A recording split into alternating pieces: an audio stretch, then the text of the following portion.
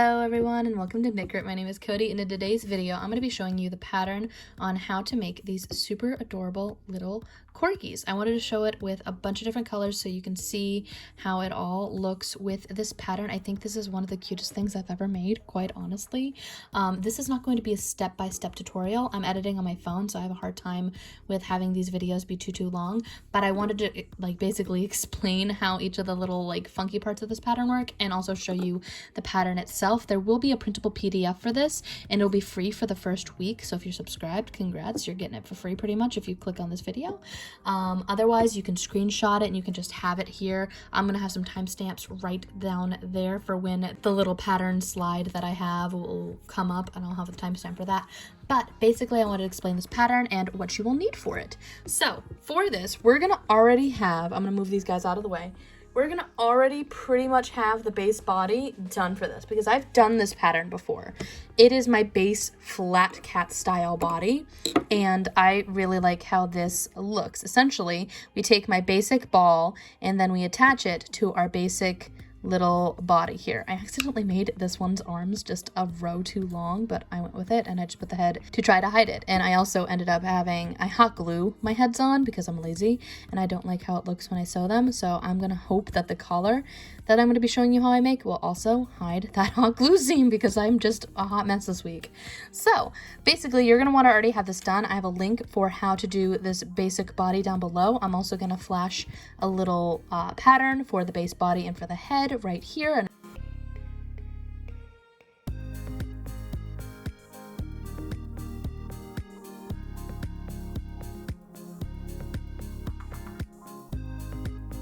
And otherwise, for this project, the yarn that you're going to need, I'm going to explain all the little things that you're going to need to get to this point as well, is the Antique Gold.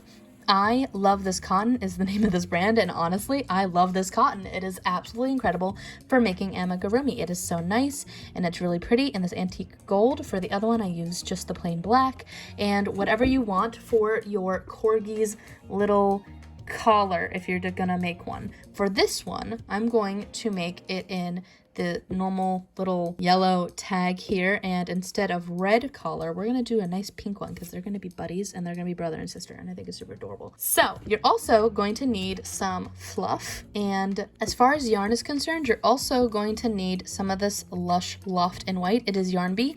All of this came from Hobby Lobby, but you can use whatever you want. These are all size 4 or a medium weight yarn. I love this one yarn, and I actually would have had this tutorial done sooner and this pattern out sooner, but I ran out of this yarn while I was in the middle of making all my corgis, and so in order to show what I'm doing here, I needed to get more of it, but they didn't have any in because, you know, the COVID. So I'm pretty excited that they finally got it in. I actually had to put in a rain check order or whatever in order to get this, and it's everywhere now. So I'm just hoping that everybody else has it in their shops too. I just really like how fluffy and sparkly, and it just goes with the corgi really well. So a little bit less about this yarn and more about this awesome crochet hook from Furls Crochet. I'm using a 3.25 millimeter crochet hook. I get this question a lot. It doesn't have to be a 3.25. I recommend 3.25, but if your tensioning is a little bit off, the big thing is that you want this so that your stitches are close enough together that the stuffing won't show through too much. I'm using this crochet hook, and also I already have it attached, but I'm using some 20 millimeter safety eyes. I like these because they don't come off. If you want to use buttons or whatever for the eyes, whatever you need for eyes, that is also what you're going to need. And for the nose, I can't get over how crazy adorable this cute little nose button is. I got this off of Wish, and I'm going to post a link down below of one that's similar. I'm going to try to find ones that are similar either on Amazon or Wish or wherever I can find them now. I bought this like a year ago, so I'm going to try to hunt them down and find them and give you a link for those down below. I'm going to have a list of everything you will need linked down below in the description, down in the doobly-doo, and I will also be using a darning needle and some scissors. So let's go ahead and get started basically. Oh, also, stay tuned for next week because I'm redoing our entire FNAF series that we did with Luna Squish bodies instead, and I'm going to be starting with Chica because I never finished with Chica on the last time I did this. So stay tuned for that. Let's go ahead and get started, and I'm going to pop the pattern right up here.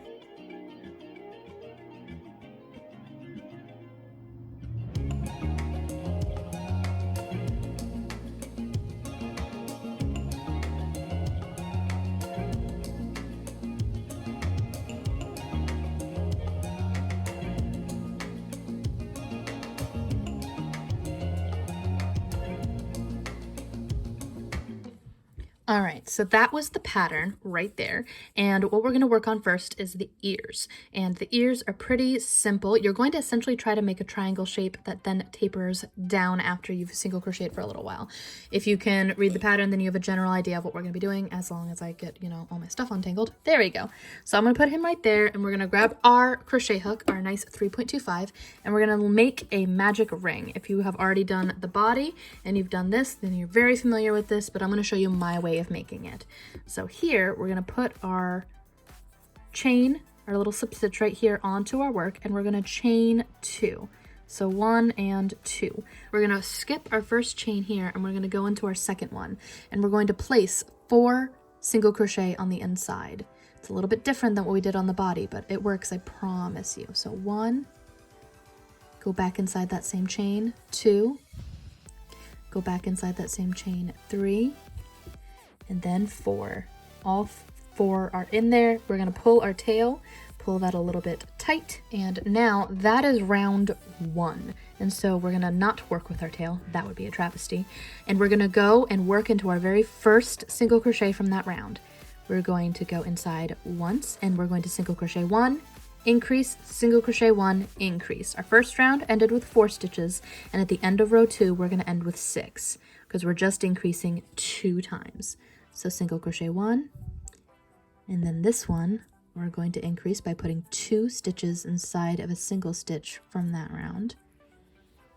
Then we're going to go into the third stitch from round 1, single crochet 1, and then go into the final one, which will be a little snug. I'm going through front loop only because I think that looks a lot better, but you don't have to if you want to go through both. I also think it's a little bit easier.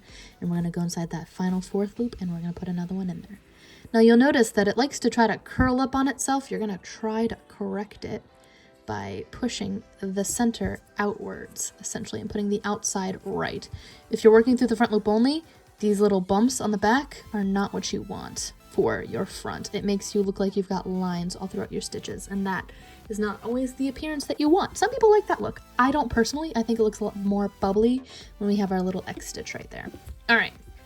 So now we are on row 3. We're going to repeat what we did for row 2, but this time we're going to do it 3 times instead of 2. So we're going to single crochet 1, and then on our next stitch we're going to increase. This is our first time. Then we're going to single crochet 1, and again increase. Go into the final one, single crochet 1, and increase. There we go, increase. I split my yarn for a second there, and I pulled it off. We're gonna try to make sure that our outside's facing out, and what I like to do here is I'm gonna take my tail, and that's gonna be my stitch marker, as always. We are now on round 4, and I like to do something like I did for my head for my staggering video. We stagger our stitches on knit grid, and that means instead of doing the typical one, I'm going to show a little kind of print here where we have everything stacking up on top of each other, all your increases are stacking up. I like to split the difference on my even rows. So here what we would usually do is single crochet 2 and increase due to the fact that there is another stitch in between our increases, but instead we're going to single crochet 1 and increase, and then single crochet 1. That way there's still 2 stitches between each of our increases, but there's a space and it's not going to stack up onto each other. It looks much more round and smooth, and it hides your increases a little bit better. So let me show you that again. Single crochet 1, increase, and single crochet 1. I go more in depth about what stacking versus staggering is in my stacking versus staggering video, linked down below. And now you can see that there are 2 stitches between our 2 increases right there. So again, this is our final time. We're only doing it 3 times instead of the 6 that we did on our body and the 5 that we did for our feet. So 2, it makes it more of a triangular shape, which is how you get that point essentially. And increase, and single crochet. So now I'm going to take my tail, I'm going to pull it out and move it forward because we are now on round 5. Pull that through, and on round 5 we're not staggering, so we're just going to do the single crochet 3 and increase. When there's an odd number between them, I don't stagger, obviously, because that would defeat the purpose. Otherwise, I'd just be staggering and ending up with all my staggers lined up. So it just would stagger it in its own way. So 3, and then 4. The stitch is the one that we increase. And at the end of this row, we'll have 12. So 15, excuse me. The last row we had 12, and now we're going up to 15. So 1, 2, 3, and 4. The stitch we increase. And then 1, 2, then 3. And on the 4th stitch is the one that we increase. I'm going to move my tail again. After this increase, pull out some more yarn, pull that out, and move forward. We are now on round 6. We should have 15 stitches on our work. And now on row 6, we're going to be doing another staggering row. So instead of single crochet 4 and increase, we're going to single crochet 1, 2, increase, and then 1, 2. If you don't want to stagger your stitches, you don't have to. You could just do the normal way that you would do it, which is just adding 1 each time and doing the repetition of 3. But I like how this looks better, which is why I have it that way on my pattern. 1, 2, and increase. This is our final increase round, by the way. 1, 2, 1, 2, increase, 1, and 2. We're going to move our tail forward once more, making our stitch marker go forward.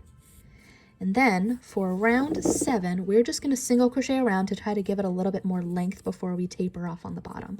So we have 18 stitches right now. 1, 2, probably going to fast forward through this real quick.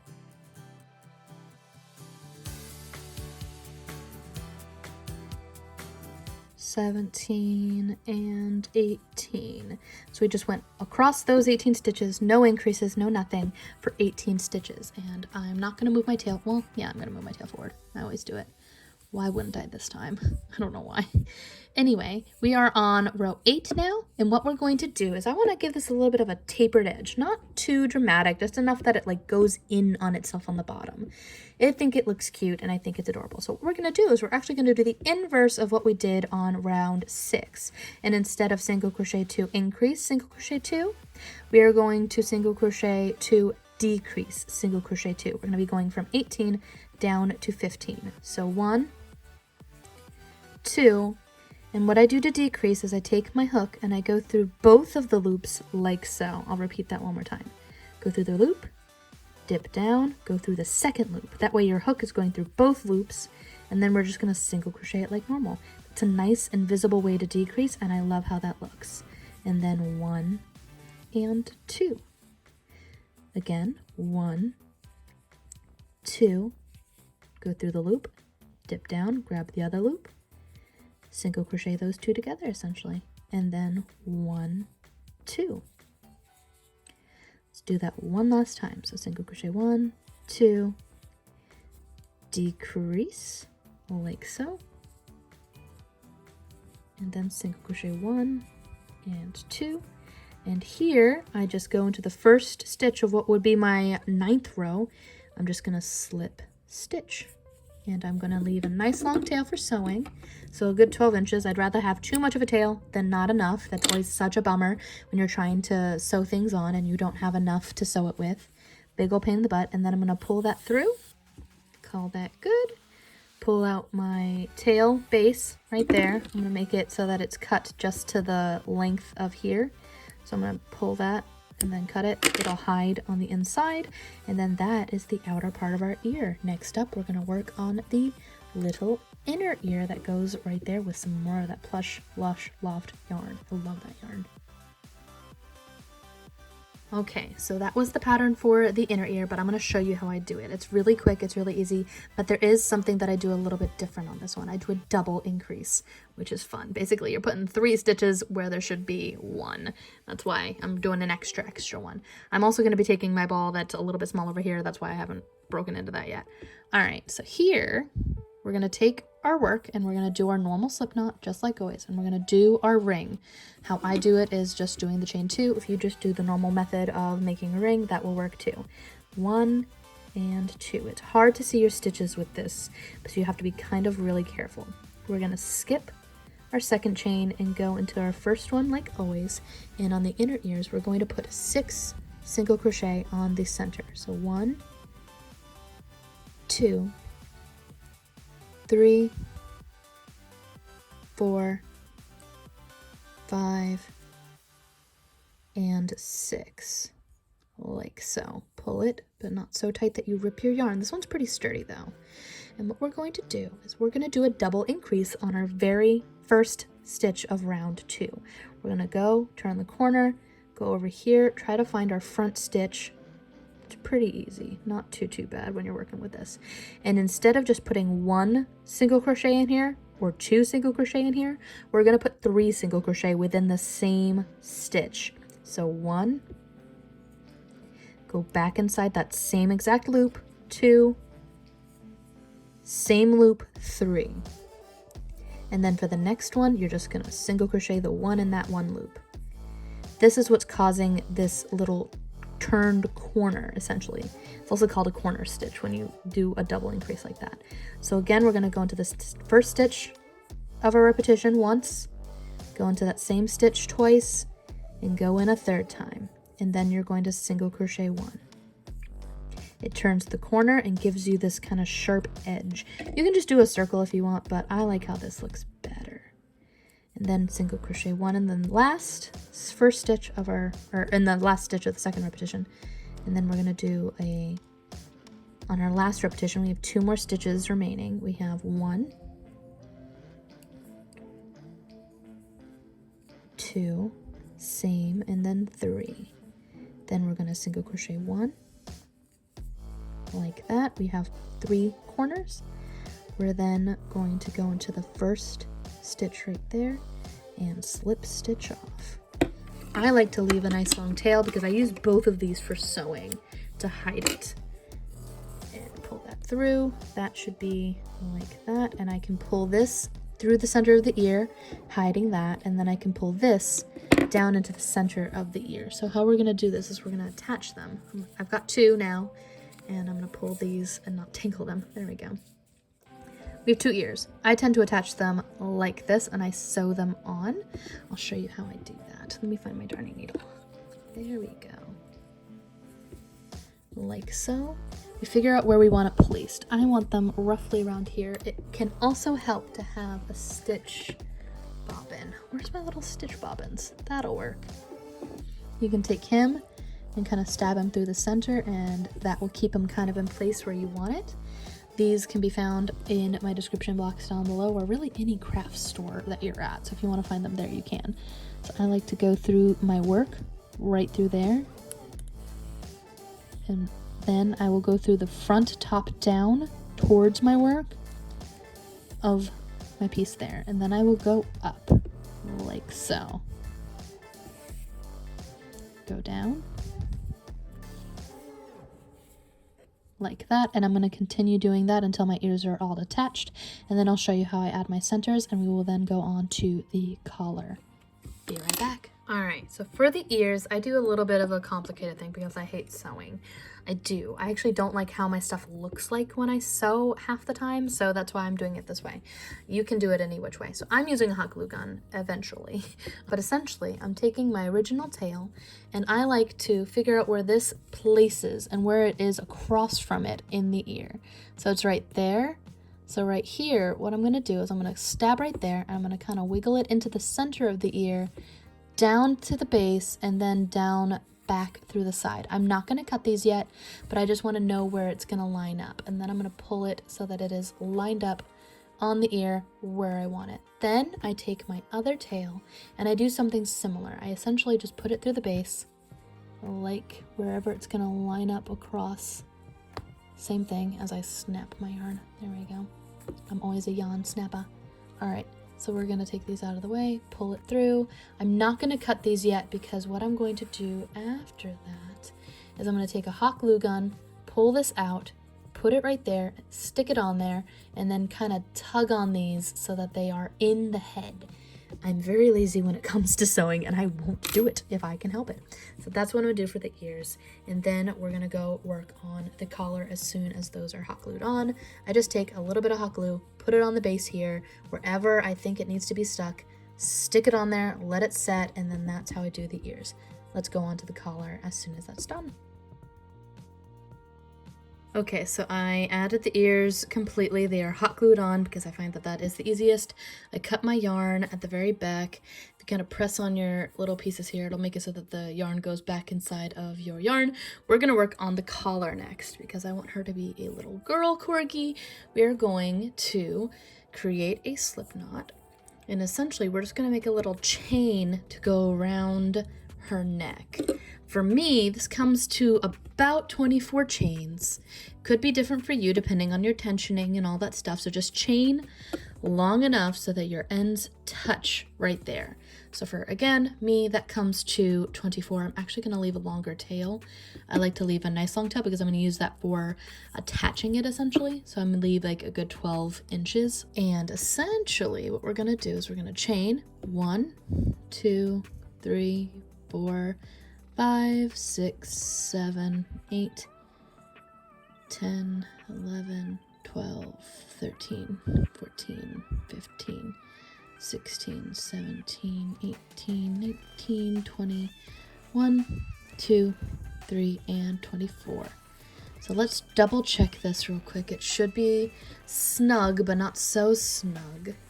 So here, it's going to be kind of hard to show on camera. Essentially, we're going to try to keep this as nice and straight as we can. Might actually be easier to do it this way. Wrap, and then turn her sideways. There we go. That looks better. And what we're going to do is kind of stick, kind of hard to show, our hook inside of our first chain here. I can't really show it all that well. I just attach them like so. Grab this, make it nice and tight. Oh no, it came out. There we go. So then I just wrap, pull through, and pull through. Oh, come on. There we go. And pull through. There we are. All right, so make that nice and tight. I chained and slip stitched that through. So what we're gonna do now is kind of leave a nice long tail, rip our, sparkly part of that yarn, because why not? And leave a nice long tail, pull that through. And now what we're gonna do is we're gonna take this and kind of twist this so that it goes, this part we want lined up in the center here, because what I do to hide that is, oh, there we go. It's getting stuck on the neck. There we are.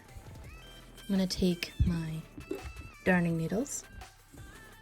You can tug that nice and tight. Kind of like so. Tug on your tails. Brings it in. Makes it look nice. So it's a subtle collar. What we're going to do is we're going to take our darning needle and just shove our bases through the neck down. Not where you have hot glue essentially, and go through as best you can through the other side like so. Kind of hide it.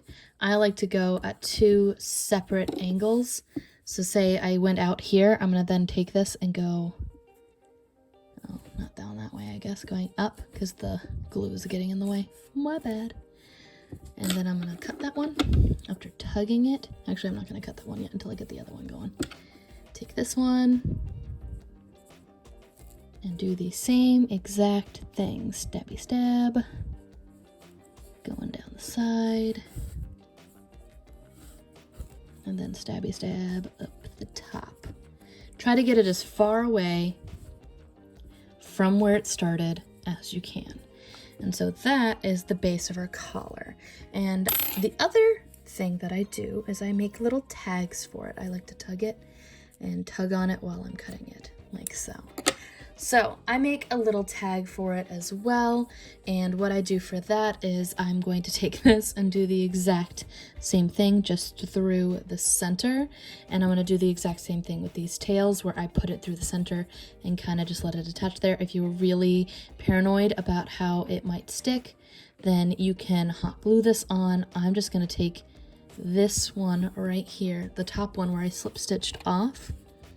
I'm going to take that and pull through, go through the center, do the exact same thing that I did before. Oh, where'd my darning needle go? Oh, he's like stuck in there. Little buddy. Come back and do a better angle. There we go. That works out better. Better. And then now, you want to make sure you're flipped the right way, because we still have our base here too. What I'm going to do with our base is do this, where I take my needle and I'm going to put it through the center wherever I can, wherever it lines up best, and I go through there. And all I do for this one is I just did a little 6 single crochet ring, and I think that makes it super duper easy. It looks cute, it's attached, I tug on them, they'll stay between the legs right here, and I think it's super duper cute, and I think it looks adorable. So next up, we're gonna work on the mouth. Be right back. Okay, so for the mouth, we're going to essentially do the same thing that we did for the base of our head and the base of our feet, except the numbers are going to be a little bit different. The numbers are going to be the same for the head, not the feet, because they are different right there.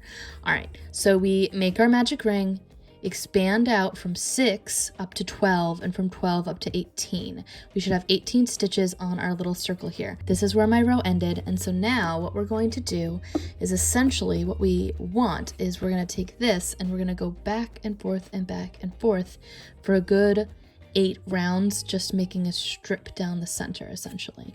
So here, what I like to do is go through both loops. I like to single crochet across 3.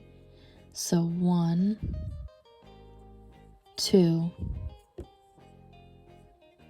3, then I chain 1 to turn, and then I go across those 3 again. So single crochet 1, 2,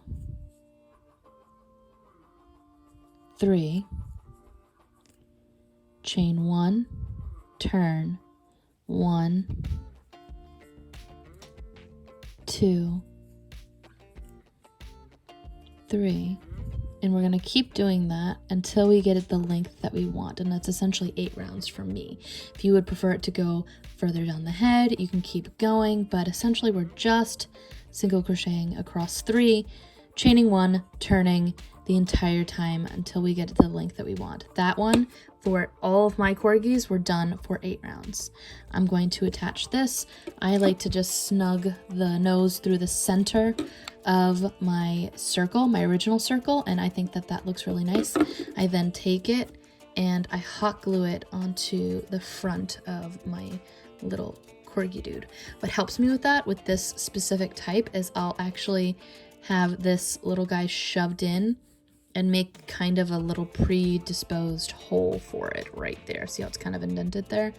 I like to stuff that in, hot glue, attach, hot glue, all the way around it, and then I'll take a strip, go down, and make it so it's centered, essentially. There's a lot of hot glue with this little guy. I like it. It looks really nice, and I think it looks cute. All right, I'll be right back to work on the butts. All right, so I have hot glued this on. It has dried. He is stuck on her. I guess she is stuck on her. And basically what we're gonna work on now is the butts, the piece de la resistance of the booty. So how I do this is we're gonna take 2 separate pieces. We're gonna make a ring, single crochet 6, and increase to 12. We're gonna take 2 of them and sew them across each other, but I'll show you how I do this. It is a little bit different. I do this with this because I find that it makes the tail a little bit more hideable.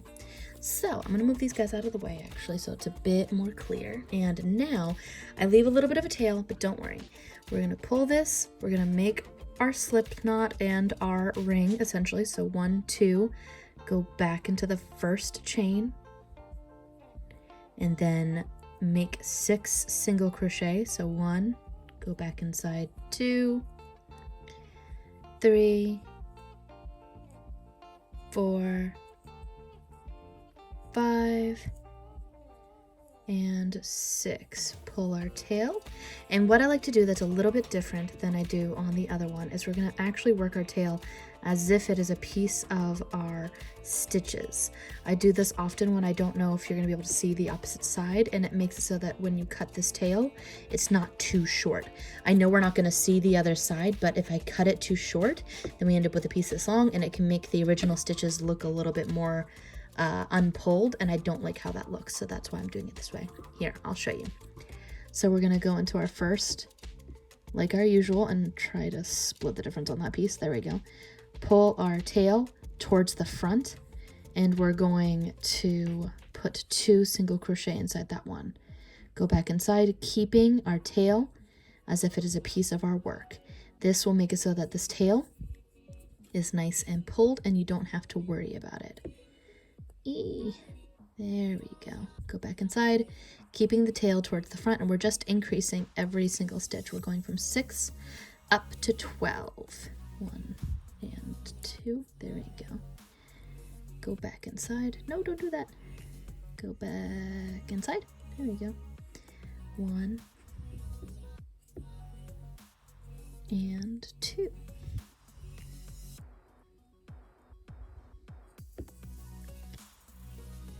Go into the 4th one. I'm trying to go through the front loop only because I still like how that looks more, but it keeps wanting to go through both of the loops with this, and I keep splitting it, and I don't know why. And try not to split that. There we go, 2. Now we have 2 more. We have 1, 2, 3, 4, 5, 6, 7, 8. So we have to increase twice more, keeping our tail towards the front the entire time. 1, go back inside, don't split it. 2, it's hard when you can't really see it because your tail's in the way, but believe me, it looks better. You don't have to do it this way, but I like how it looks better this way. 1 and 2. So now we have 12. I'm going to lightly tug on the tail just to make sure that it's all nice and secure. We're then going to slip stitch off into what would be the first stitch of our round 3 if we had one. And then I'm going to leave a nice long tail here, but as soon as I pull that through, there we go. We're going to take this tail, and because I worked it through all those stitches, we're just going to snip them close right there. That way you don't have to deal with it.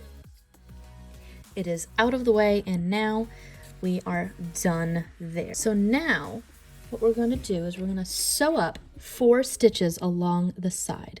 And how I like to do that is I like to take this one. So whatever, we have 2 pieces now. Whatever you want to do, I like to take it and split the difference across 4 stitches. So I'll count from our left one, keeping him right there. 1, 2, 3, 4. And then I'll put my hook needle into the 4th stitch across like so. I go through the front loop only. That way I can take this one and go through the back loops only. So I like to hold those up and try not to tangle them, and then get the little piece of fur out of there.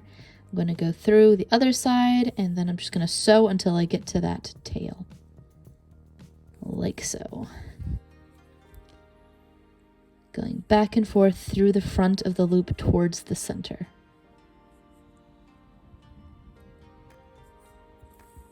And you can either sew this onto your work, or you can do what I do, which is just hot gluing it on. I prefer how that looks overall, honestly. So here we've reached the other side, and what I like to do is I'm actually going to double knot right here. This creates a little bit of a crease going inward. That way it does look like it has a bit more shape. So crease and double knot like so. And now I like to sew down the back as well. So I'm going to take my other one, and I'm going to just go back and forth through the backs, the front backs of the loops, the top backs of the loops, basically. So it's really hard to see However you can get it so that they are sticking together, that is essentially what I am doing. Try to find your back loop and go back and forth and back and forth until it is what you want it to be. I also like to try to make sure all of my little edges are nice and secure. So I will, because this one might be a little bit loose on this side, go through the front and try to like kind of pull it like that. That way it's a little bit more secure. All right, so I'm happy with how that looks. And what I do essentially is I'm going to take this and stab him through where I want him. Take it, feed it through to the other side. Do the same thing with the other side. I'm not going to cut this yet. I am not. I'm just going to push it through and cement it where I want it, and that makes it so that it's pretty secure where I want it. And now I'm going to take a hot glue gun and just glue that on, and then his butt cheeks are adhered. I'll be right back as soon as I get that done. All right, so we have some hot buns. They are still warm from the hot glue gun. And what I like to do here when it's still kind of warm is I attached these, right? I'm gonna lightly tug on these, and then we're gonna kind of pull on it at the same time, make sure that it's secured. It's hard to show this on camera. And then tug on it and then cut. Because when you tug on it while you're cutting it, it'll cause the yarn to kind of retract back inside of your amigurumi, and that makes it more hidden and you won't notice it as much. So pull, snip, and it's in. And that is all there is to this Corgi. I don't know why this tutorial took me forever to make. I know that I cut some corners and some people are not going to be impressed by my delivery of this amigurumi tutorial, but I already have this tutorial and I have the pattern down below, so everything's there that you need in order to make this amigurumi, and I struggled through this tutorial even though I think it's literally one of the cutest things I've ever made. I'm super happy with how this turned out, and they're so cute, and there's boys and girls and all kinds of different colors that you can do this in, all kinds of different colors for this faux fur yarn kind of stuff that they have, the Lush Loft over at Hobby Lobby. It's so pretty. I love it. And next week I should be working on my Luna Squish Bear, because that's gonna lead into me working on the Five Nights at Freddy's characters, and then I got a request to do the Coco Melon characters, so I'm going to do the elephant and the bear from that, which is why I'm doing the Luna Squish Bear, because again I tend to do tutorials that are like tutorials, they're all like incepted inside of each other, so it's like tutorialception. But I'm pretty excited with how this looks. Thank you for watching this video, and before we go, I'm rambling, I would like to give a shout out to our Patreon supporters. Without your support, we wouldn't be able to grow as much as a channel, so thank you for your generous pledges. If you're interested, go to patreon.com/knit. You can see all the different kinds of rewards that we have, and all that stuff over there, all of the YouTube things, links down below. Thanks again for watching. Be sure to like, subscribe, hit the bell, all the YouTube things. Before you leave, if you want to see more videos like this, we are nearing 50,000 subscribers, which is just anxiety inducing, but also incredible. I am so thankful for everybody that watches my channel and decides to subscribe. And don't forget to get the PDF for this on Ravelry. All right, until next time, guys. Bye.